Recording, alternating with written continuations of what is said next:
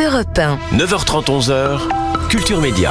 Thomas Hill. Merci beaucoup d'être avec nous pour la suite de Culture Média. Frédéric François est arrivé, je l'ai aperçu. Pour l'instant, on le garde sur le banc, mais il va bientôt rentrer sur le terrain et distribuer de l'amour dans ce studio.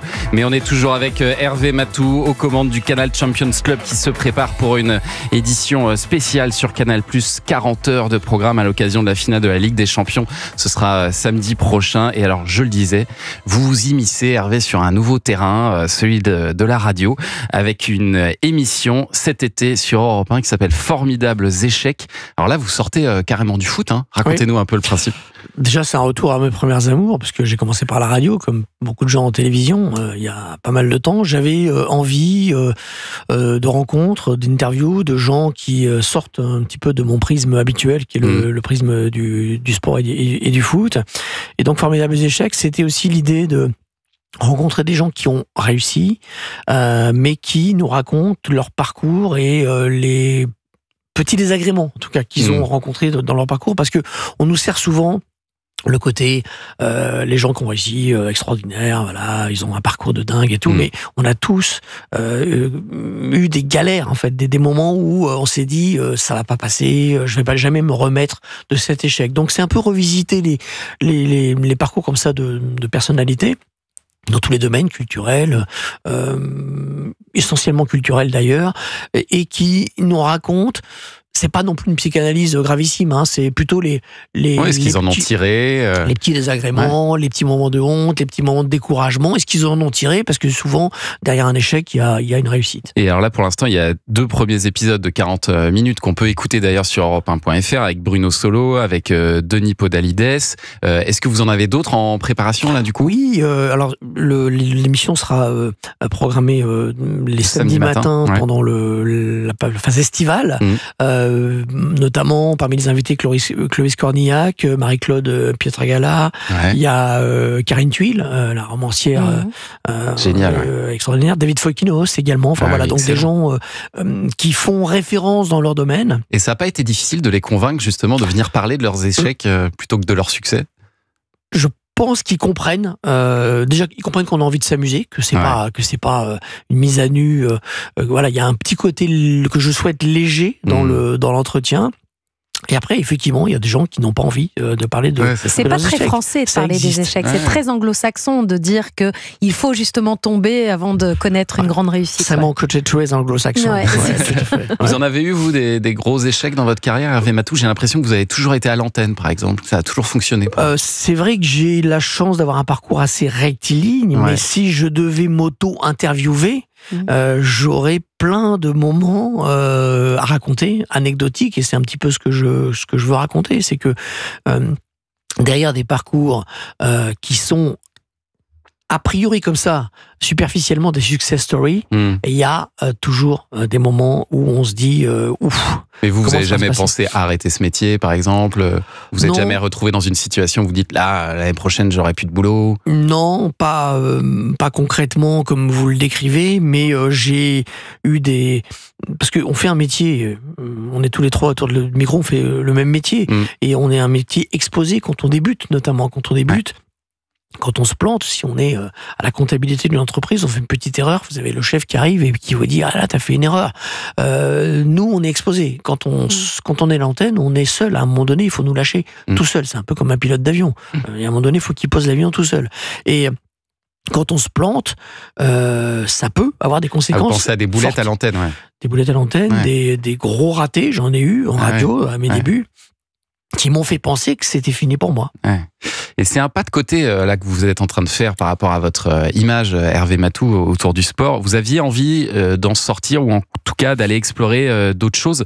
Parce que c'est vrai que depuis le début de votre carrière, j'ai regardé, c'était en 89, si je me trompe pas, vous avez toujours parlé de sport en fait. Pas tout à fait au début, j'ai commencé comme généraliste en radio, justement, sur le réseau Radio France. Mais ensuite, ça n'a pas duré longtemps, très vite vous êtes allé... Effectivement, j'ai bifurqué assez rapidement vers le sport, qui était une appétence et une envie. Mais je suis toujours quelqu'un je me suis toujours beaucoup intéressé à mon environnement, à tout ce qui est hors sport et hors foot. Et donc j'avais effectivement cette envie de sortir de ma cage dorée, alors de ne pas lâcher le foot parce que ça continue à m'animer, mais de faire des pas de côté et notamment d'avoir des interlocuteurs un peu plus disserts que ceux dans le monde du foot, parce que quand on travaille dans le sport et dans le foot, plutôt dans le foot que dans le sport d'ailleurs, on peut pas dire que l'échange est ce qui nous nourrit le plus. Voilà, on est nourri par l'événement, la finale de Ligue des Champions, c'est extraordinaire, etc. Il peut y avoir une frustration dans les interviews. Mais il y a une petite frustration dans la profondeur des échanges, et c'est un petit peu ce que j'avais envie de retrouver.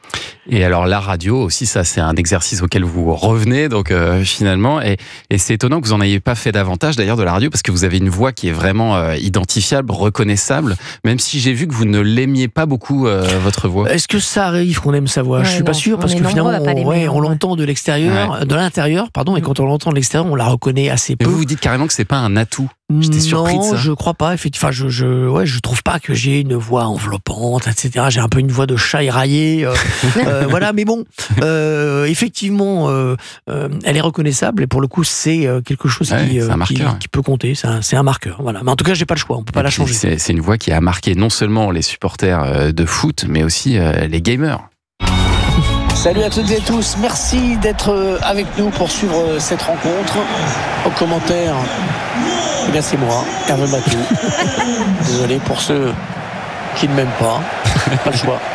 Alors on en a fait des matchs, je peux vous dire. Sur FIFA, bien sûr. Sur FIFA, vous avez été le commentaire pendant des années, commentateur de ce grand match de foot, célèbre jeu de foot. Le commentaire de match, c'est quelque chose qui est complètement derrière vous, Hervé Matou. Oui, parce que les plus jeunes ne le savent pas, mais j'ai eu la chance de commenter quand même, notamment la Coupe du Monde 98. J'étais là, fait partie de la deuxième paire avec Giroud à l'époque. J'ai eu la chance de commenter aussi des grandes compétitions internationales pour le groupe Canal+, plutôt les antennes africaines. Mais au bout d'un moment, je me suis consacré totalement pleinement à... Et vous aimiez ça ? J'aimais ça, J'aimais ça surtout sur les grands événements. Quoi. Voilà, c'est vrai qu'un championnat d'Europe, une Coupe d'Afrique des Nations, une Coupe du Monde, c'est grisant. Après, moi, je fais partie des gens qui se disent que, on peut pas tout faire. Deux, qui regardent plutôt ce que je fais que ce que je fais pas, parce qu'il y a des gens qui vivent toujours dans la frustration permanente. Moi, j'ai une nature plutôt positive, et je me dis, tu pourrais faire ça. Bien sûr qu'on pourrait faire plein de choses, mais bon, voyons ce qu'on fait. Et puis, je trouve que c'est un exercice où il y a de plus en plus de gens, des gens qui le font très bien sur les antennes de Canal. Vous en avez quelques-uns. On a la chance, nous, d'avoir deux jeunes commentateurs, François Marchal, Paul Choucriel, qui sont dans l'excellence. Et à un moment donné, mais c'est pas récent, il y a une dizaine d'années, je me suis dit, je suis pas sûr de pouvoir être à la hauteur de ce qu'on demande aujourd'hui à un commentateur. Donc, on lui demande plein de qualités que j'étais pas sûr d'avoir pour être dans l'excellence, donc j'ai préféré lâcher la rampe, cette rampe-là en tout cas.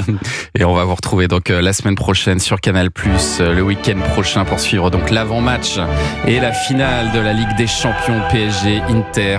Ça va être un très très grand moment. On a déjà les frissons avec à la musique. Si j'ai 10 secondes pour vendre un produit exceptionnel qu'on va diffuser dès dimanche à 21h, mais qu'on rediffusera dans le cadre de ces 40 heures, un multiplex géant des 10 plus belles finales de l'histoire de Ligue des Champions. Donc de la première minute à la fin de la prolongation, pour certaines, avec la petite musique avec tous les buts de ces 10 finales mythiques de la Ligue des Champions. Ça va être un truc formidable à regarder. Je l'ai pas encore vu, c'est en fabrication. Je me délecte à l'avance de le voir. Ça, c'est à partir de dimanche soir. Dimanche soir 21h et rediffusé dans le cadre des 40 heures. On va regarder ça. Merci beaucoup Hervé Matou d'avoir été ce matin sur Europe 1.